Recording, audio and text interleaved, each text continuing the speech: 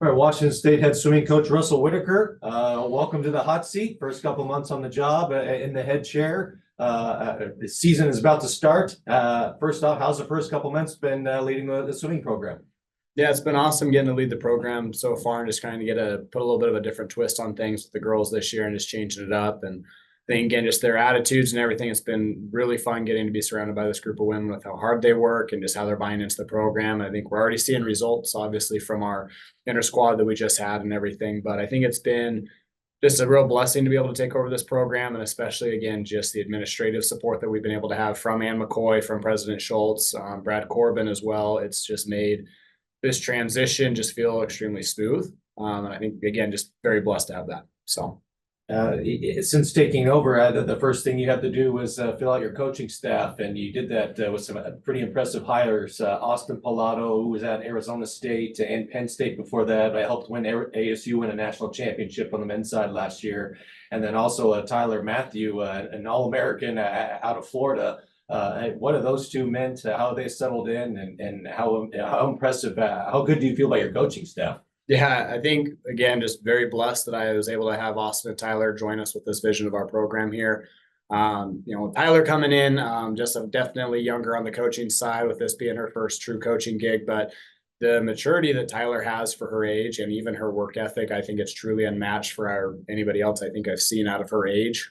She just goes and gets after it each day, but especially from her standpoint, I think she does such a good job of connecting with the girls from a competition standpoint, but from that human standpoint as well. And I think that that's been a lot of fun for the girls to be able to use her as kind of more of a sounding board, just since I can't obviously relate to everything that they're going through. So it's been nice having that, but she's done such an amazing job already with our distance group and even helping out with mid distance and our breaststrokers.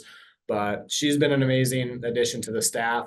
And then Austin Pilato again, I think that was just really special being able to bring him over from Arizona State again, winning the national championship with the men's team this year and helping their women out drastically with that sprint and breaststroke group. And so Austin's come in and has an amazing work ethic as well, but especially I think the creativity piece that he's been bringing to our sprinters and our breaststrokers. Like, it's even been fun for me to be able to learn stuff from him. And I think especially both of us just being around coaching longer and stuff as well, that we've been able to sit in the office a lot. And it's just been fun getting to have those coaching conversations with one another, and almost like, I feel like, philosophical discussions at times, and we'll just start talking and rambling and stuff. But again, long answer short, I'm just very blessed with the coaches that have come in and just very excited. They buy into the vision that I have with this program, that they buy into what the girls also want out of this program and everything else. I think we're on a great trajectory right now.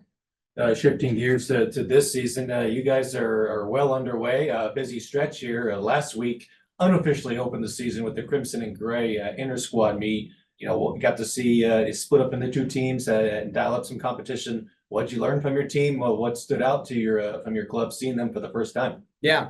Overall, from the inter squad, pretty happy with the results, especially when you compare it to the previous year. And you just look at different aspects of that. But I think the biggest thing we were most happy with, and I think it was shown not just from the coaches, but other support staff and even our fans that were there, was the energy that the team has on pool deck. Whether it was the Crimson or Gray team, they were all cheering for each other on the side, even when they're in the warm down pool cheering and stuff during the breaks and everything. So they did a great job there. And I think it's, again, approaching the competition, did pretty well for, the vast majority of it. You saw Emily Lundgren throw down a really fast 200 breaststroke time for this early in the season, which we're very happy with. Ariel Wang had a great meet. Our freshman Darcy Revitt, senior Emma Wright, Doria Thazi. So again, those are just some of the shout outs that we had with people across the board. But I think the biggest thing that we're still trying to work on, and we've really been implementing now as we head into a tough stretch of meets, going 3 weeks on the road, but is just trying to have a lot more confidence in ourselves. I think that there's